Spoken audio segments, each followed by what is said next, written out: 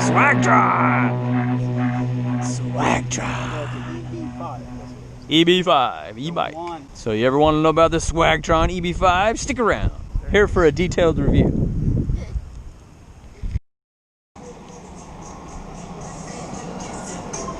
So tell us about your bike. What is it? It's a Swagtron. Swagtron E8. EB. Oh, EB. It looked like an 8. EBO. Was it 5? I can't see it. And how tall are you? Like right at 6 foot. Right at 6 foot, and it folds down, and I brought it down here in the trunk of a Nissan Sentra, so it folds down pretty small. You can fit in like the front seat, like just itself. And right now you're on electric. He's doing the throttle. So it has like the motorcycle. So, or he has power assist mode if he pedals and doesn't use the throttle. Yeah, that's how you get going fast. But it's like right now it's off. So you hit the red button. You can hear, I don't know if you can hear it now, but you can hear it kick on.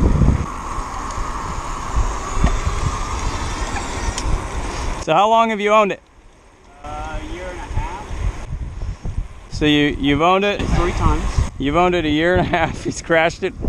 One time the bike wheel fell off. The front wheel fell off, and he went over I was bunny hopping a speed bump, and the front wheel fell off midair. And it was bad. You have scars from it. I can send you the pictures. I had 7 stitches.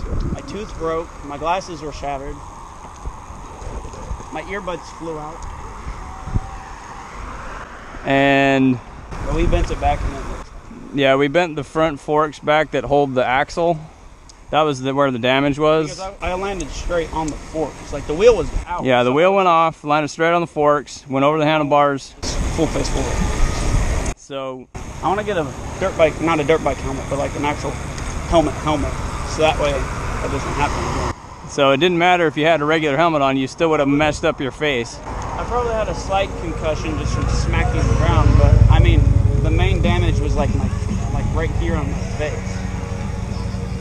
But you've owned it, and you've put probably hundreds of miles on it, or more. I had it in class. So I mean, I had it in the dorm room. So I'd throw it, there's a big gap, so I'd throw it over my shoulders. So this part was resting on my shoulders, and I'd just walk up the stairs because we didn't have an elevator. Yeah. So I just walk up the stairs with it on my shoulders, lock it up in just my dorm room, so that way it wasn't sitting out. But now you live further off campus, and you're riding it more. Well, I ride it still to campus. The other campus I have to go to sometimes is too far. Yeah. Like you can do it, but it's like... But your range is, a year and a half later, you rode it, how far, like 14, 15 miles? No, it wasn't that far. It was only 8. 8 round trip? Probably closer to 10 round trip. Okay. But Google only said it was 7, but it only tracked me like actually on the bike path. And you were using power assist? I was using power assist, or if I actually, yeah. So you have the bars on it, and it likes to die when it's down to like 2. It'll cut off. Even though it says you have 2 left? Yeah, but that's because it doesn't want to like kill the battery. Because if you kill the battery, it has a big, the battery's in the frame. Right. What do you use to charge it? What kind of? It's just like a laptop battery charger. One of them. But is it proprietary, or is it something that you can adapt from something else, or is it? I'm sure you can find the same size and like the wattage. It's not like. But as far as the cabling, like, is it a micro SB or is it a? It's like the, I don't know what they're called, the circle ones, for like laptops. Like most laptops have them, like older laptops have. I don't know the size and stuff, but it's like it takes like. If I run it throughout the day, it takes like 3 hours to charge it. I haven't timed it. I haven't timed it from dead until like. So after having it for a year and a half, what would you say to someone who's looking to buy one? Things to look for, or things to. The main thing is that it doesn't have. I mean, it still has the pedal, but it's only 1 gear. They do make. This was $500 when I bought it, and they have it like. They have a 200 or 300, something like that. That's just the like the throttle. Like none of the pedals or anything like that. And then they have an $800 one that has a bunch of gears and stuff. So it's like, but it's a full-fledged mountain bike basically, and it still like folds and stuff. So, and how much more expensive is that now? I got this 500 and it's like 800, so that's $300 more. But you have full size, like these have 14-inch wheels on rims. Yeah. And that mountain bike has the normal, what is it, 18-inch? 19 or 21 or something like that. I mean, it has the normal. There's different sizes, but like the bike that I'm on has smaller ones than the bike that Calvin's on. I think it's 8. I looked at it like afterwards because it's newer. Like they started off with like just the bike without the pedals, and then they made this one, and then there's a more advanced version that goes further and does something. I don't know. It's just newer. But that's like it's like $600. It's like $100 more for. So are you happy with your purchase? Yes. If you would have, like, I mean, looking back, you don't have any buyer's remorse or? I mean, I wish I used it more. When I was in the dorms, I used it a lot because that's like I don't use my car when I'm camping. Right. But it's like if it's raining, I'm just gonna take my car and walk. All right. But it's pretty weatherproof, right? I mean, you can ride it in the rain. You can. I noticed one thing is that the rubber tip for the charging is on the bottom, and if you don't have the rubber in, it's like kind of it can get dirt in it. So I've had to take toothpicks and clean it out. So you have to make sure the charging port is. You have to make sure the rubber's in, which is really. What about the brakes? Have you gone through a set, or are you still on the same? Still on the original? I did. I don't. The tubes are kind of bad. Like the manufactured tube. Because I popped the tube because I did like a bunny hop off of one of these, like a curb. Yeah. And I landed on my back wheel, and it's like all your weight's back here, and like your center of balance is kind of weird. Like I can do this and like be okay. Yeah. But like it's still a little wonky. So it's like you don't have the same center of balance. It's weird at first, but you get used to it really fast. But like the center of balance is not like that. Yeah. Definitely different than a mountain bike. It's kind of, you feel top heavy because all your butt weight is like 3 feet off the ground, and all the bike weight is like only a foot off the ground. Yeah, it's like it's all on the back tires. Yeah, and the wheels are tiny. The engine's in the rear wheel. Yeah, you see the big like. Oh yeah. It has the space. The hub. And it's actually electromagnets, so it's like when you have the throttle on, the magnet kicks on, so it starts pushing the other magnets that are built in. So it's just keep on pushing and pushing and pushing. So that's what you actually hear that. Cool. But I was saying, everybody wants to know, like, does it charge itself while you pedal? And it's no. No. It doesn't. The batteries are here. And then they're always like, can you pop a wheelie? And it's like, no, because it's like high up. You can do like a burnout on it because it's all electric. We have a burnout footage. We'll put that in. Yee! Swagtron! Oh yeah, because you are. The crank, the sprocket, the front sprocket is really kind of a normal size on the front, and then the rear is super tiny.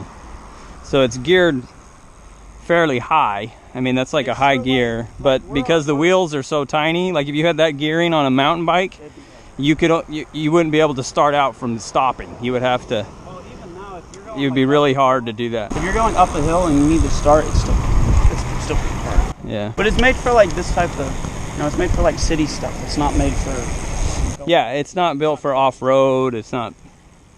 It's great for level terrain, but it definitely helps like the hill assist and everything. Yeah, I mean, like, if for me, I took it on that trek I did. It felt like I was on a Peloton bike the entire time because you don't really feel anything. You're just pedaling, so like you don't feel any like incline or anything like that. You just kind of go. Yeah. And we've got a cool picture of your backpack. Yeah, backpack. It's good for. You found that hauling cargo is best to put it like on the front. On the front. Don't touch. Yeah. If you put it behind you, you're gonna hit it with your thighs and your calves. And on the back, it doesn't really have any. It doesn't have any fenders or anything. I was thinking, I should get some like plastic heat gun and like form some fenders to it. Yeah. So that way, that's some stuff on it. Cool. I was also thinking, like, you could probably make it so that if you get like make it so that way you power yourself. You just have to get aftermarket. Yeah. The other thing that you said that I remember you saying is that after a year and a half, you wish you had a new seat. The seat's not the most comfortable. It's very firm. Here, stand up so we can see it. Yeah. So it does have a little indentation for your butt bone, tailbone, but it's not supportive, or is it too? It's just like or if it is foam, but it feels like a motorcycle seat type of texture to it. Is it like too hard, too soft? It's a little too hard on the butt area, if that makes sense. Yeah, it's not very good form factor, right? I mean, it's unisex. It's not like it's manufacturer made. Right. It's just like all those. I mean, I never liked standard seats anyway. Like, it's always good to get like a bell seat or something. Yeah. Also, and but you can get a new one without any difficulty, right? You don't have to go through Swagtron. It's a regular seat, adapt like where you hook it up, the normal. Also, it's kind of interesting to have it so that it looks like you could put new handlebars on it. Yeah. Which I'm sure you could. But you'd have to swap out the throttle and everything. Yeah. But I'm sure this just comes off. This stuff likes to move, but that's because I haven't tightened it. It has a little bell. Oh yeah, the bell's nice for traffic. I've moved the brakes down, and then I like keeping these, like this is for like your palm. Right. I like keeping those forward. Yeah, take your hand off again. So it's got a ergonomically formed. These are actually quite comfortable. Yeah, the grips are good. But I figured out like I should be wearing gloves. Just because, I mean, you can get going pretty fast. Yeah, you can. I mean, I would say probably 20. I don't even know. Yeah, I had speedometer on my old mountain bikes, and when I was pushing it hard, I could hit 20 on my mountain bike. Go like, and this feels like when I've ridden that at top speed, it's what it feels like. Pedal, but it feels kind of unsteady to me just because I'm not as used to it as you. Yeah, and those little tiny tires going that fast is a little unsettling. Yeah, well, me, I go around campus. Yeah. I go around campus and I'm just like this. And just goofing off. But, I mean, I also practice my face. Everybody likes to call it a scooter. A scooter at campus? Yeah, they like to say, like, everybody I met, they're like, oh, where's your little scooter? I'm like, it's not a scooter. But I guess when I'm passing, you can see that.